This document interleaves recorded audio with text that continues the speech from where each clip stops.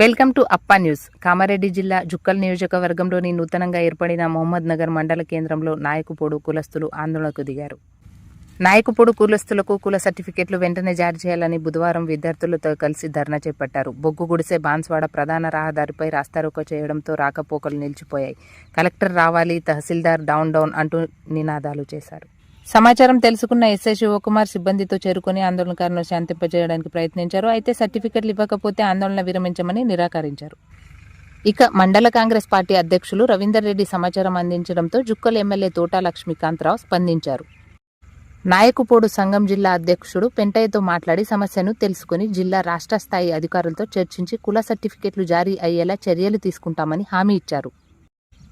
దాంతో ఆందోళనకారులు ధర్నాను విరమించారు. Sub collector Kiranmai Kopisetti, rural CI తిరుపతయ్యకు చేరుకుని విద్యార్థుల ఆవేదన విన్నారు. కుల సర్టిఫికెట్లు లేక ఉన్నత చదువులు కొనసాగించడం కష్టమవుతుందని విద్యార్థుల బాధ వ్యక్తం చేశారు. తహసీల్దార్ ఏకపక్షంగా వ్యవహరిస్తున్నారని ఆరోపించారు. ఈ ధర్నాలో నాయకుపోడు జిల్లా అధ్యక్షుడు పెంటయ్య, రాష్ట్ర నాయకులు సిర్నాపల్లి సాయిలు, రవీందర్, సాయిబాబా, సంజు తదితరులు పాల్గొన్నారు. కామారెడ్డి మాకు మా మహమ్మద్ నగర్ మండలానికి ఎస్టీ సర్టిఫికేట్స్ వస్తలేవు. ఎంఆర్ఓ గారు ఇబ్బంది పెడుతున్నారు. ఆ సర్టిఫికేట్స్ లేకపోవడం వల్ల మా స్టడీ ఆగిపోతుంది. మా స్కాలర్షిప్ అవి రావడం లేదు. మీరు దయచేసి మా సర్టిఫికేట్స్ ఎస్టీ నాయకుల సర్టిఫికేట్స్ ఇవ్వాలని